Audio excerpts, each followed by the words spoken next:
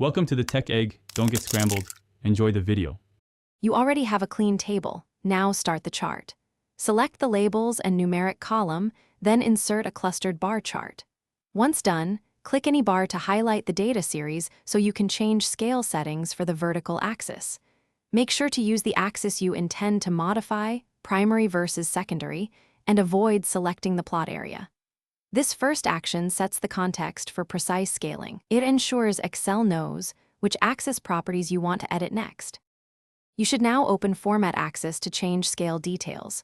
Right-click the vertical axis and pick Format Axis. The pane appears with bounds and units. Once done, modify minimum and maximum to fit your data range so bars aren't squashed or cut off. Then set major and minor units to control spacing between ticks and label density. Make sure to preview changes as you type. Excel updates the chart live, so you can quickly tune values for clarity and visual balance. Now finalize the scale and polish the chart.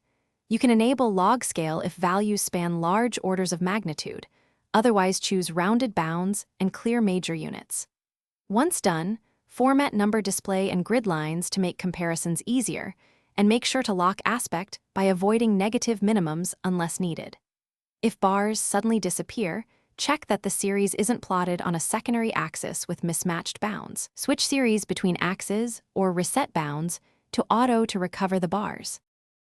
Thanks for watching. Consider subscribing if I helped unscramble your problems.